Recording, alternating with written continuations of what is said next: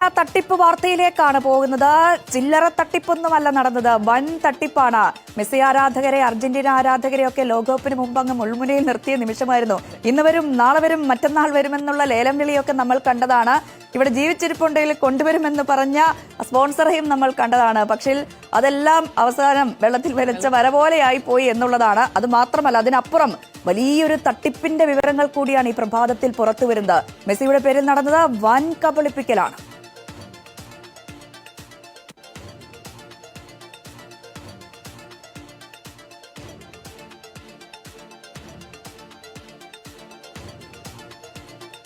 കേരളത്തിൽ മെസ്സിയെ കൊണ്ടുവരുമെന്ന പേരിൽ നടന്നത് കോടികളുടെ തട്ടിപ്പ്. അർജന്റീന ഫുട്ബോൾ അസോസിയേഷന് 126 കോടി രൂപ കൊടുത്തതിന് രേഖകളില്ല. സംസ്ഥാന സർക്കാരുമായി കരാർ ഒപ്പിട്ടതിനും തെളിവില്ല. സൗഹൃദ മത്സരം പ്രഖ്യാപിച്ചത് അർജന്റീന ടീം അറിയാതെയാണെന്നും കായിക വകുപ്പിന്റെ അന്വേഷണ റിപ്പോർട്ടിൽ കണ്ടെത്തി. ഇതുമായി ബന്ധപ്പെട്ട് വിദേശ നാണയച്ചട്ടം, കള്ളപ്പണ ഇടപാടുകൾ എന്നിവ അന്വേഷിക്കണമെന്ന് റിപ്പോർട്ടിൽ പറയുന്നു. ടെൻഡർ ഇല്ലാതെ ഏകപക്ഷീയമായാണ് സ്പോൺസറെ തിരഞ്ഞെടുത്തത്. മെസ്സിയെ കൊണ്ടുവരാൻ സാമ്പത്തിക സഹായം നൽകാമെന്ന് കാണിച്ച് കളമശ്ശേരി ആസ്ഥാനമായ ഗോഡ് ആൻഡ് ഗ്ലോബൽ എന്ന സ്ഥാപനം സർക്കാരിന് 2023 ജൂലൈയിൽ അങ്ങോട്ട് കത്തയച്ചതായിരുന്നു എന്നും വ്യക്തമായി. മലയാള മനോരമ ദിനപത്രമാണ് ഈ തട്ടിപ്പിന്റെ വിവരങ്ങൾ പുറത്തുവിട്ടത്. അപ്പോൾ ഇതിന്റെ വിശദാംശങ്ങളിലേക്ക് അർജന്റീനയുമില്ല, അർജന്റീന ഫുട്ബോൾ അസോസിയേഷനുമില്ല, മെസ്സിയുമില്ല, ഒരു മണ്ണാങ്കട്ടയുമില്ല, ആരും അറിഞ്ഞിട്ടില്ല. അന്വേഷണ റിപ്പോർട്ട് പുറത്തു വന്നിരിക്കുന്നു. അർജുനായങ്കി, MR അജിത് കുമാർ, TG മോഹൻദാസ്. ഇതാ അടുത്തത് ലോഡിംഗ്, കാട്ടുകള്ളൻ വീരപ്പൻ ആൻഡോ അഗസ്റ്റിൻ. ഏത് രീതിയിലായിരുന്നു ആൻഡോ അഗസ്റ്റിൻ കേരളത്തെ പറ്റിച്ചത്? കേരളത്തെ പറ്റിച്ചു എന്നുള്ളത് ഒരു ഭാഗത്ത് നിൽക്കട്ടെ. ഇതിന് പിന്നിൽ വലിയ തീവ്രവാദ രാജ്യവിരുദ്ധ പ്രവർത്തനങ്ങൾക്കുള്ള ഫണ്ട് ഈ പറയുന്ന ആൻഡോയുടെ കയ്യിലേക്ക് വരുന്നുണ്ട്. ആൻഡോയുടെ കയ്യിൽ ഈ പറയുന്ന കള്ളപ്പണം വെളുപ്പിക്കാൻ വേണ്ടിയാണ് ഇങ്ങനെ ഒരു അർജന്റീന ടീമിൻ്റെയും മെസ്സിയുടെയും പേരിൽ കേരളത്തെ പറ്റിച്ചു കൊണ്ടിരുന്നത്. അതിന് പിണറായി വിജയനും കൂട്ടരും കൂട്ടി നിൽക്കുകയായിരുന്നു. അപ്പോ യഥാർത്ഥത്തിൽ ഈ 126 കോടി രൂപ കൊടുത്തു എന്ന് പറയുന്നത് അർജന്റീനക്കാണോ കൊടുത്തത്, അതോ പിണറായി വിജയന്റെ അണ്ണാക്കിലാണോ തിരികിയത്? ഇതാണ് ഇനി കേരളത്തിന് അറിയേണ്ടത്. മനസ്സിലായില്ലേ? ഇവിടെ 126 കോടി രൂപ കൊടുത്തു എന്ന് പറയുന്നതിന് യാതൊരുവിധ രേഖയുമില്ല, തെളിവുകളില്ല. ഈ പോരാത്തതിന് അർജന്റീന ഫുട്ബോൾ അസോസിയേഷൻ ഇങ്ങനെ ഒരു എന്താ പറയേണ്ടത് ഷെഡ്യൂൾ അവരാരും അറിഞ്ഞിട്ട് തന്നെ ഇല്ല. ഇങ്ങനെ ഒരു ഷെഡ്യൂളിനെ കുറിച്ച് അർജന്റീന ഫുട്ബോൾ ടീമിന് യാതൊരുവിധ വിവരവുമില്ല, അർജന്റീന ഫുട്ബോൾ അസോസിയേഷനും യാതൊരു വിവരവുമില്ല. അപ്പോ ഈ 126 കൊടുത്തു എന്ന് പറഞ്ഞെടുത്ത് ഇപ്പം എന്താണെങ്കിലും ഇതിപ്പോ പിന്നെ ഈ കായിക വകുപ്പിന്റെ റിപ്പോർട്ടാണ്. ഇനിയിപ്പോൾ GST വകുപ്പിന്റെ റിപ്പോർട്ട് വരാനിരിക്കുന്നുണ്ട്. അതിൽ 22,68,00,000 രൂപ ടാക്സ് GST അടക്കണമെന്ന് പറഞ്ഞ് സമൻസ് അയച്ചിട്ടുണ്ട്. വരും ദിവസങ്ങളിൽ ഇതിന്റെ കൂടുതൽ വ്യക്തതകൾ ഉണ്ടാകുമെന്നുള്ളത് തന്നെയാണ്. വരും ദിവസങ്ങൾ വേണ്ട, വരും മണിക്കൂറുകളിൽ. ഒരു രീതിയിൽ പറഞ്ഞാൽ വയനാട്ടിലെ പാവങ്ങളെ പറ്റിച്ചത്, ഏത് ഗോത്രവിഭാഗത്തിൽപ്പെട്ട ആളുകളെ പറ്റിച്ചതിലും വലിയ സമർത്ഥമായിട്ടാണ് ഈ പറയുന്ന റിപ്പോർട്ടർ TVയും കാട്ടുകള്ളൻ വീരപ്പൻ ആൻഡോയും ചേർന്ന് മലയാളിയെ പറ്റിച്ചത്. മലയാളി വലിയ പ്രബുദ്ധരാണ്. മലയാളി വല്ല മണ്ണാങ്കട്ട ഓരോ ഒലക്കിയില്ലടോ നിന്നെയൊക്കെ പറ്റിക്കാൻ. എത്ര ഈസിയാണെന്ന് നോക്കിയേ. ഇവിടെ നിന്നെ പറ്റിക്കുന്നത് ഒരു എന്താ പറയേണ്ടത്, ഒരു മാധ്യമ സ്ഥാപനമാണ്. ആ മാധ്യമ സ്ഥാപനം വിലക്ക് വാങ്ങി അവിടെ ഇരിക്കുന്ന ഒരു നമ്പർ 1 ക്രിമിനലാണ്. ഒരു ക്രിമിനലിന് ഇങ്ങനെ നമ്മളെ പറ്റിക്കാനുള്ള സാഹചര്യം ഉണ്ടാക്കി കൊടുത്തത് കേരളത്തിലെ ഗവൺമെന്റ് ആണ്. കേരളത്തിലെ ഗവൺമെന്റ് മലയാളിയെ നീ പറ്റിക്കടാ എന്ന് പറഞ്ഞുകൊണ്ട് നീ നിന്റെ കള്ളപ്പണം വെളുപ്പിക്കടാ, നീ നന്നായിട്ട് വെളുപ്പിക്കടാ എന്ന് പറഞ്ഞാൽ ഈ കള്ളപ്പണം എവിടുന്നാ ഇത്രയധികം പണം? ഈ പണം വിദേശ ഫണ്ടിങ് ആണ്. ഇത് ഫോറിൻ ഫണ്ടിങ് ആണിത്. ഇത് കള്ളപ്പണം വെളുപ്പിക്കലാണ്. ഫോറിൻ ഫണ്ടിങ് എന്ന് പറഞ്ഞാൽ തീവ്രവാദ ബന്ധമുള്ള പണമാണ്. ഹവാല മണിയാണ്. ഹവാല മണിയുടെ ഇടപാടുകാരനാണ് ഈ പറയുന്ന ആൻഡോ അഗസ്റ്റിൻ. വളരെ കൃത്യമാണ്. അപ്പോ ആ ഫോറിൻ ഫണ്ട് അതൊന്ന് വെളുപ്പിച്ചെടുക്കണം. അത് വെളുപ്പിച്ചെടുക്കാൻ വേണ്ടിയാണ് ആൻഡോ അഗസ്റ്റിൻ ഇത്തരത്തിൽ ഒരു പണിയെടുത്തത്. അതിനെന്താക്കി, അർജന്റീന ഫുട്ബോൾ അസോസിയേഷനെയും അർജന്റീന ടീമിനെയും ലയണൽ മെസ്സിയെയും ഒരു മുന്നിൽ നിർത്തി എന്നുള്ളതാണ്. ഇവരെ മുന്നിൽ നിർത്തിയിട്ട് ഒരു വലിയ കളി കളിച്ചു. അല്ലാതെ ആൻഡോ അഗസ്റ്റിൻ എന്ന് പറയുന്ന വ്യക്തിയുടെ കയ്യിൽ എവിടെ 126 കോടി രൂപ? ഈ ആൻഡോ അഗസ്റ്റിന്റെ ബിസിനസ് എന്താ? ഈ 126 കോടി രൂപക്കുള്ള ബിസിനസ് എന്താണ്? ഇവന്റെ പണി എന്താണ്? ഇവന്റെ ജോലി എന്താണ്? ഇത്രമാത്രം പണം നഷ്ടം ഞാൻ അങ്ങോട്ട് സഹിച്ചു എന്ന് പറഞ്ഞല്ലോ. ഈ നഷ്ടം ഞാൻ അങ്ങോട്ട് സഹിക്കാൻ 126 കോടി രൂപയുടെ നഷ്ടം സഹിക്കണമെങ്കിൽ ഇവന്റെ കയ്യിലുള്ള ആസ്തി എത്രയാണ്? ഇത്രമാത്രം പണം ഇവനിക്ക് എവിടുന്നാണ്? വളരെ കൃത്യമാണ്. തീവ്രവാദ ഫണ്ടുകൾ ഇവന് ലഭിച്ചുകൊണ്ടിരിക്കുന്നുണ്ട്. രാജ്യദ്രോഹ പ്രവർത്തനങ്ങൾക്കുള്ള ഫണ്ടുകൾ ഇവന് ലഭിച്ചുകൊണ്ടിരിക്കുന്നുണ്ട്. മാത്രവുമല്ല, ഇവന്റെ കുഴലൂത്തുകൾ കാണുമ്പോൾ നമുക്ക് മനസ്സിലാവുന്നുണ്ട് ഇതിന് പിന്നിൽ CPM-നും കൃത്യമായ പങ്കുണ്ട്, പിണറായി വിജയനും കൃത്യമായ പങ്കുണ്ട്. ഇത് നല്ല വ്യക്തമായ ഒരു അന്വേഷണത്തിലോടുകൂടി ഇവൻ ഇതിൽ ബിനാമിയാണോ, ഇതിന് പിന്നിൽ കളിച്ചത് വേറെ ആരെങ്കിലുമാണോ എന്നൊക്കെ പുറത്തേക്ക് വരികയുള്ളൂ. എന്താണെങ്കിലും വളരെ പക്ക കളിയാണ്. ഇപ്പൊ നിങ്ങൾ നോക്കൂ, ഈ പറയുന്ന എറണാകുളം ഈ പറയുന്ന റിപ്പോർട്ടർ ടിവിയുടെ അതേ അഡ്രസ്സിൽ 1 ലക്ഷം രൂപ മാത്രം മൂലധനമുള്ള ഒരു കമ്പനി, ഒരു പേപ്പർ കമ്പനി ഉണ്ടാക്കുന്നു. എന്നിട്ട് ആ പേപ്പർ കമ്പനിയുടെ പേരിൽ പിണറായി വിജയൻ മുഖ്യമന്ത്രിയായിരുന്ന സമയത്ത് പിണറായി വിജയൻ ഗവൺമെന്റിന് ഒരു കത്തയക്കുന്നു, മെസ്സിയെ കൊണ്ടുവരാൻ ഞങ്ങൾ സാമ്പത്തിക സഹായം നൽകാം എന്ന് പറഞ്ഞിട്ട്. ഈ കത്തയക്കുന്നതിന്റെ വെറും 20 ദിവസങ്ങൾക്ക് മുമ്പ്, 1, 2, 3, 4 വിരലിൽ എണ്ണാവുന്ന ദിവസങ്ങൾക്ക് മുമ്പ് മാത്രമാണ് ഈ പേപ്പർ കമ്പനി തന്നെ ഉണ്ടാക്കിയിട്ടുള്ളത്. അങ്ങനെ ഈ പേപ്പർ കമ്പനി ഉണ്ടാക്കി. അപ്പൊ തട്ടിപ്പ് വളരെ കൃത്യമായി പ്ലാനോട് കൂടിയാ. ഏതുപോലെ എന്നറിയാമോ?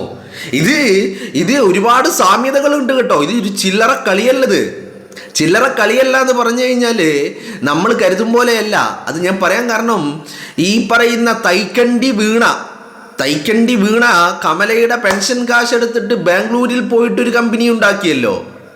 സെയിം അതേ കമ്പനി. ഏത് കമ്പനി ഉണ്ടാക്കുന്നു, മാസപ്പടി വരുന്നു വീണയുടെ അക്കൗണ്ടിലേക്ക്, അല്ലേ? ഇവിടെ അത് തന്നെ. ഇങ്ങനെ ഒരു കമ്പനി ഉണ്ടാക്കുന്നു, വെറും വിരലിലെണ്ണാവുന്ന ദിവസങ്ങൾക്കുള്ളിൽ, അതായത് കമ്പനിയുടെ എല്ലാ പേപ്പർ വർക്കുകളും കഴിഞ്ഞു എന്ന് കണ്ടപ്പോൾ ഒരു കത്തയക്കുന്നു, മെസ്സിയെ കൊണ്ടുവരാൻ സാമ്പത്തിക സഹായം നൽകാമെന്ന് പറഞ്ഞുകൊണ്ട്. അപ്പോൾ ഇവിടെ 2 കാര്യങ്ങളാ. ഒന്ന്, മലയാളിയെ നല്ല രീതിയിൽ തേച്ചങ്ങോട്ട് ഒട്ടിച്ചു. ഏത് മലയാളി ഒരു മണ്ണാങ്കട്ടിയോ അല്ലാന്ന് ഇവനൊക്കെ തെളിയിക്കുകയാണ്. മലയാളിയെ അങ്ങ് തേച്ചൊട്ടിച്ചു കൊടുത്തു. മാത്രവുമല്ല, ആ മലയാളിയെ ഇങ്ങനെ പറ്റിക്കാൻ കേരളത്തിലെ സർക്കാർ അതിന് കൂട്ടുനിന്നു. സർക്കാരിൻ്റെ ഒത്താശയോടുകൂടി, അല്ലെങ്കിൽ ഒരാൾ ജനങ്ങളെ പറ്റിക്കാൻ, പൊതുസമൂഹത്തെ പറ്റിക്കാൻ വേണ്ടിയിട്ട് സർക്കാർ കൂട്ടുനിൽക്കുക. ഒന്ന്. രണ്ടാമത്തെ കാര്യം, ഈ പറയുന്ന അർജന്റീന ഫുട്ബോൾ അസോസിയേഷന് 126 കോടി രൂപ നൽകിയിരിക്കുന്നു. ഈ 126 കോടി രൂപ നൽകിയതിന് യാതൊരു രീതിയിലുള്ള രേഖയുമില്ല. എന്ന് പറഞ്ഞാൽ അർജന്റീന ഫുട്ബോൾ അസോസിയേഷന് 126 കോടി രൂപയുടെ 500 നോട്ടേ ഉള്ളൂല്ലോ. ഇതിപ്പോ നോട്ട് നിരോധിച്ചതിന് ശേഷമാണല്ലോ ഇങ്ങനെ ഒരു ചർച്ച ഉണ്ടായത്, ഇങ്ങനെ ഒരു സംഭവം ഉണ്ടായത്. അപ്പോൾ ഇവിടെ നിന്ന് 500-ന്റെ നോട്ടുകൾ കെട്ടുകളാക്കി 126 കോടി രൂപ ചാക്ക് കെട്ടുകളിലാക്കി വീരപ്പൻ തലയിൽ വെച്ച് കൊണ്ടുപോയി അവിടെ കൊടുത്തു, അല്ലേ? ഏത് വീരപ്പന്റെ റിപ്പോർട്ടർ ടിവിയുടെ ആഫീസിൽ നിന്ന് തലയിൽ വെച്ച് ചുമന്ന് ഇവൻ അർജന്റീനയിൽ കൊണ്ടുപോയി അവിടെ ചെന്നുപോയി കൊടുത്തു, ചാക്ക് കെട്ടുകളിലാക്കിയിട്ട്. അങ്ങനെ ഇതിന് വഴിയുള്ളൂ. അല്ലാതെ 126 കോടി കൊടുത്തതിന് ഒരു രേഖയുമില്ല. 126 കോടി കൊടുത്തതിന്, അർജന്റീന ഫുട്ബോൾ അസോസിയേഷന് കൊടുത്തതിന് യാതൊരു രേഖയുമില്ല. ഇനി ഇങ്ങനെ ഒരു വിവരം അർജന്റീന ഫുട്ബോൾ അസോസിയേഷൻ കേരളത്തിൽ വരുമെന്നുള്ളത്, അങ്ങനെ ഒരു ചർച്ച പോലും അർജന്റീന ഫുട്ബോൾ അസോസിയേഷനും അറിഞ്ഞിട്ടില്ല. അപ്പോ കള്ളപ്പണം വെളുപ്പിക്കാനും കേരള ഗവൺമെന്റ് കൂട്ടുനിന്നു. ഇവൻ 126 കോടി രൂപ കൊടുത്തു എന്ന് പറഞ്ഞപ്പോഴും കേരള ഗവൺമെന്റ് മിണ്ടാതിരുന്നു. ഈ പറയുന്ന കേരളത്തിലെ ജനങ്ങളെ പറ്റിക്കാനും കേരള ഗവൺമെന്റ് കൂട്ടുനിന്നു. വളരെ കൃത്യമാണല്ലോ. ഇതാണ് ഫോറിൻ ഫണ്ടിങ് എന്ന് പറഞ്ഞാല് കേരളത്തില്, നമ്മുടെ നാട്ടില് എന്തൊക്കെ കുത്തിത്തിരിപ്പ് ഉണ്ടാക്കാൻ പറ്റുമോ? രാജ്യദ്രോഹം ഇനി ഇതിൻ്റെ പിന്നിൽ കൂടെ പോയി കഴിഞ്ഞാൽ വളരെ കൃത്യമായിട്ട് ഇത് പറയുമ്പോഴാണ് ഈ പറയുന്ന ആൻഡോ അഗസ്റ്റിൻ എന്ന് പറയുന്നവന് റിപ്പോർട്ടർ TV വാങ്ങുന്നതിന് മുമ്പ് വരെ ഈ എന്താണ് ഒരു ചങ്ങാതി ഉണ്ടല്ലോ നമ്മളെ കോട്ടയത്തുള്ള ഒരു NDAയുടെ ഭാഗമായിട്ടൊരു പ്രവർത്തിക്കുന്ന ഒരു നേതാവുണ്ടല്ലോ, എന്ത് തോമസ് ആണ്, തോമസ് ആണ്. പക്ഷെ എന്ത് തോമസ്? PC തോമസും PT തോമസും ഒന്നല്ല, എന്തൊരു തോമസ് ഞാൻ പറയാം. അപ്പോൾ ആ വ്യക്തിയുമായി ഒരു സംഘ് പരിവാറുമായി ബന്ധമുള്ള ഒരു മൈനോറിറ്റി സംഘടനയുണ്ടാക്കി അതിൻ്റെ ഭാഗമായി പ്രവർത്തിക്കുകയായിരുന്നു ഇവൻ. അപ്പോൾ സംഘ് പരിവാർ ബന്ധം ഇവൻ്റെ പാരമ്പര്യത്തിലുണ്ട്. സംഘ് പരിവാർ ബന്ധമുള്ള ഒരു വ്യക്തി പിന്നീട് റിപ്പോർട്ടർ TV വാങ്ങുന്നു. റിപ്പോർട്ടർ TV വാങ്ങിയതിന് ശേഷം നടത്തിയത് എന്ന് പറഞ്ഞാൽ ഇവൻ്റെ ജീവിതത്തിൽ നടത്തിയത് അത്രയും തട്ടിപ്പും വെട്ടിപ്പും കൊള്ളയുമാണ്. ഇത്രയും കൊള്ള നടത്തിയിട്ട് ഒരു ക്രിമിനൽ, 40-ലേറെ കുറ്റപത്രമുള്ള ഒരു ക്രിമിനൽ കേരളത്തിൽ സർക്കാരിൻ്റെ ഒത്താശയോടുകൂടി, സർക്കാരിൻ്റെ പിന്തുണയോടുകൂടി വീണ്ടും തട്ടിപ്പുകൾ നടത്തുന്നു. 126 കോടി നൽകി എന്നാണല്ലോ വീരവാദവും അവകാശവാദവും. അപ്പോൾ ഇവിടെ ഈ പറയുന്ന ടെൻഡറുകൾ വിളിക്കാതെ പിണറായി വിജയന്റെ കാലഘട്ടത്തിൽ നടത്തിയ ഇത്തരത്തിലുള്ള എല്ലാ ഇടപാടുകളും വളരെ കൃത്യമായി പരിശോധിക്കേണ്ടതുണ്ട്. കാരണം എല്ലാ പദ്ധതികളും, എല്ലാ പ്രൊജക്റ്റുകളും, എല്ലാ പ്രവർത്തനങ്ങളും, എല്ലാ നിർമ്മാണങ്ങളും, എവ്രിതിങ് പിണറായി വിജയന്റെ കാലത്ത് നടത്തിയിരിക്കുന്നത് ടെൻഡറുകളില്ലാതെയാണ്. ഒരു സർക്കാർ വ്യവസ്ഥയിൽ അങ്ങനെ ഒന്നും സംഭവിക്കുന്നതല്ല. എല്ലാം ടെൻഡറുകൾക്കനുസരിച്ചാണ് പ്രവർത്തിക്കുന്നത്. ടെൻഡറുകൾ വിളിക്കാതെ നടത്തിയതാണ്. അപ്പോൾ ഇതിലും ടെൻഡർ ഇല്ല. ഒരു കമ്പനി, അതും 20 ദിവസം മാത്രമായിട്ടുള്ള ഒരു കമ്പനി രജിസ്റ്റർ ചെയ്ത്, അല്ലെങ്കിൽ ഒരു കമ്പനി ഉണ്ടായിട്ട് ആകെ, അതും നോക്കണം, 1 ലക്ഷം രൂപയാണ് ആകെ പറയുന്ന മൂലധനം എന്ന് പറയുന്നത്. 1 ലക്ഷം രൂപ മൂലധനമുള്ള ഒരു കമ്പനിക്ക് എങ്ങനെയാണ് അർജന്റീന ഫുട്ബോൾ അസോസിയേഷനുമായി ബന്ധപ്പെട്ട് അർജന്റീന ടീമിനെ പോലെ ഒരു വേൾഡിലെ ഫിഫ റാങ്കിങ്ങിൽ 1-ാം സ്ഥാനത്ത് ഉണ്ടായിരുന്ന ടീമിനെ കേരളത്തിലെത്തിക്കാൻ കഴിയുന്നത്? വെറും 1 ലക്ഷം രൂപ മാത്രം മൂലധനമുള്ള ഒരു കമ്പനിക്ക് എങ്ങനെ സാധിക്കുമത്? അപ്പോൾ ഈ കമ്പനി ഉണ്ടാക്കി ഒരു 20 ദിവസങ്ങൾക്കുള്ളിൽ കേരള ഗവൺമെന്റിന് ഒരു കത്തയക്കാണ്. ഈ പറയുന്ന ആ കമ്പനിയുടെ ഒരു പ്രത്യേകത കൂടി നിങ്ങൾ നോക്കണം. ഈ കമ്പനിയുടേതും ഈ കമ്പനി ഈ പറയുന്ന റിപ്പോർട്ടർ TVയുടെയും ആൻഡോ അഗസ്റ്റിൻ്റെയും അഡ്രസ്സുകൾ എന്ന് പറയുന്നത്, പേരുകൾ മാത്രമേ വ്യത്യാസമുള്ളൂ, അഡ്രസ്സുകൾ എന്ന് പറയുന്നത് സെയിം ആണ്. എന്ന് പറഞ്ഞാൽ ഇതൊരു പേപ്പർ കമ്പനി മാത്രമായിരുന്നു എന്നുള്ളതാണ്. മനസ്സിലായില്ലേ? ഇവിടെ ഞാൻ ഈ പറഞ്ഞ 2 കാര്യങ്ങൾ പ്രധാനപ്പെട്ടതാണ്. ഒന്ന്, ഈ പറയുന്ന ഹവാല മണി, കുഴൽപ്പണം, ഹവാല മണിയുടെ ഇടപാട് വലിയ രീതിയിൽ നടത്തിയിട്ടുണ്ട്. ഒന്ന്, അതിന് കേരളത്തിൻ്റെ ഗവൺമെൻറ് അതിന് സപ്പോർട്ട് ചെയ്തിട്ടുണ്ട്. എന്ന് പറഞ്ഞാൽ രാജ്യദ്രോഹ പ്രവർത്തനത്തിന് വേണ്ടി എത്തുന്ന ഹവാല മണി വെളുപ്പിക്കാൻ ഗവൺമെൻറ് സപ്പോർട്ട് ചെയ്തു. ആരെ? ഈ ആൻഡോ അഗസ്റ്റിനെ. രണ്ടാമത്തെ കാര്യം എന്ന് പറയുന്നത്, ഗവൺമെൻറ് പിന്തുണയോടുകൂടി മലയാളിയെ നന്നായിട്ട് അങ്ങോട്ട് പറ്റിച്ചു എന്ന് പറഞ്ഞാൽ തുപ്പലം കൂട്ടാതെ കയറ്റുക എന്നൊക്കെ പറയുന്നത് കേട്ടിട്ടില്ലേ നിങ്ങൾ? അതുപോലെയുള്ളൊരു പരിപാടി. പറ്റിപ്പ് എന്ന് പറഞ്ഞാൽ നല്ല വെടിപ്പായിട്ട്. ഞാനിങ്ങനെ ആലോചിക്കുക, ഒരു ക്രിമിനൽ, ഓൾറെഡി 40-ലധികം കുറ്റപത്രങ്ങളുള്ള ഒരു ക്രിമിനൽ, ആ ക്രിമിനലിന് എങ്ങനെയാണ് ഇത്തരത്തിലുള്ള ക്രിമിനൽ ആക്ടിവിറ്റികളിൽ വീണ്ടും ഒരു ഭയവുമില്ലാതെ എല്ലാവിധ സംരക്ഷണങ്ങളോടും കൂടി വീണ്ടും ഇത്തരം പ്രവർത്തികളിൽ എങ്ങനെ ഏർപ്പെടാൻ കഴിയുന്നു? നല്ല അസൽ പറ്റിപ്പാണ് പറ്റിച്ചിരിക്കുന്നത്. എന്താണെങ്കിലും പൂട്ട് വീഴാൻ പോകുക. കാരണം പിണറായി വിജയനും സംഘവും നടത്തിയ ഒത്താശ എന്താണെങ്കിലും ഗവൺമെൻറ് മാറി അധികാരത്തിൽ വന്ന് 3 മാസം എന്ന് നമുക്ക് അങ്ങോട്ട് കൂട്ടുക. 3 മാസം ആയിട്ടില്ല, 2 മാസവും 20 ദിവസവും അല്ലേ? ഇനി 3 മാസം കൊണ്ട് അതിന്മേൽ ഒരു വലിയ കള്ളപ്പണ ഇടപാട് നടന്നിരിക്കുന്നു എന്ന് കായിക വകുപ്പിന് കണ്ടെത്താൻ കഴിഞ്ഞിട്ടുണ്ടെങ്കിൽ അത് വലിയ രീതിയിൽ ചർച്ച ചെയ്യേണ്ടത് തന്നെയാണ്. അപ്പോ ഈ പറയുന്ന ഫോറിൻ ഫണ്ടിങ് വല്ലാതെ വരുന്നുണ്ട്. റിപ്പോർട്ടർ ടിവിയിലേക്ക് ഫോറിൻ ഫണ്ടിങ് വരുന്നുണ്ട്. ആ ഫോറിൻ ഫണ്ടിങ്ങിൽ കൈപ്പറ്റുന്ന ആളുകൾ രാജ്യദ്രോഹ പ്രവർത്തനങ്ങൾക്ക് വേണ്ടി രാജ്യത്തെ നടത്തിക്കൊണ്ടിരിക്കുന്ന ഇവനൊക്കെ നമ്പർ 1 തീവ്രവാദിയാണ്, ഭീകരവാദിയാണ്. ഫോറിൻ ഫണ്ടിങ് വാങ്ങി രാജ്യത്ത് ദേശവിരുദ്ധ പ്രവർത്തനങ്ങളിൽ ഏർപ്പെട്ടുകൊണ്ടിരിക്കുകയാണ്. അതോടൊപ്പം ആ ഫോറിൻ ഫണ്ടിൻ്റെ ബലത്തിൽ, പണത്തിൻ്റെ ബലത്തിൽ നാട്ടിലെ ജനങ്ങളെ കബളിപ്പിച്ചുകൊണ്ടിരിക്കുക. ഇപ്പൊ കായിക വകുപ്പ് പറഞ്ഞ അവസാനത്തെ ഒരു ശുപാർശയുണ്ട്. എന്താണ്?